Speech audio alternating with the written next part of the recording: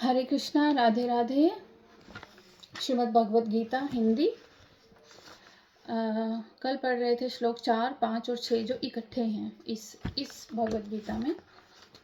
तो पांडव सेना की व्यूह रचना दिखलाकर अब दुर्योधन 3 श्लोकों द्वारा पांडव सेना के प्रमुख महारथियों के नाम बतलाते हैं। तो ये 3 श्लोक हैं, श्लोक 4, श्लोक 5 और श्लोक 6।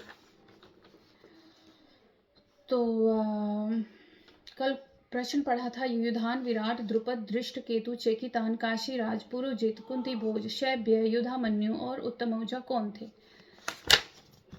तो युधान कल पढ़ लिया था, आज विराट से शुरू करेंगे। विराट मत्स्य देश के धार्मिक राजा थे। पांडवों ने 1 वर्ष इन्हीं के यहाँ अज्ञातवास किया था। इनकी पुत्री उत्तरा का विवाह अर्जुन के पुत्र अभिमन्यु के साथ हुआ था।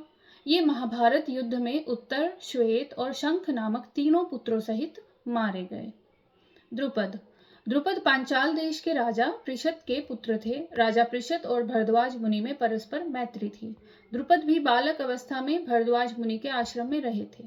इससे भरद्वाज के पुत्र द्रोण के साथ इनकी भी मित्रता हो गई थी। पृषत के परलोक गमन के पश्चात द्रुपद राजा हुए। तब एक दिन द्रोण ने इनके पास जाकर इन्हें अपना मित्र कहा। द्रुपद को यह बात बुरी लगी। तब द्रोण मन में क्षुब्ध होकर चले आए। द्रोण ने कौरवों और पांडवों को अस्त्र विद्या की शिक्षा देकर गुरु दक्षिणा में अर्जुन के द्वारा द्रुपद को पराजित कराकर अपने अपमान का बदला चुकाया और उनका आधा राज्य ले लिया। द्रुपद ने ऊपर से द्रोण से प्रीति कर ली, परंतु उनके मन में क्षोभ बना रहा। उन्होंने द्रोण को मारने वाले पुत्र के लिए याज और उपयाज नामक ऋषियों के द्वारा यज्ञ करवाया। उसी यज्ञ की वेदी से धृष्टद्युम्न तथा कृष्णा का प्राकट्य हुआ।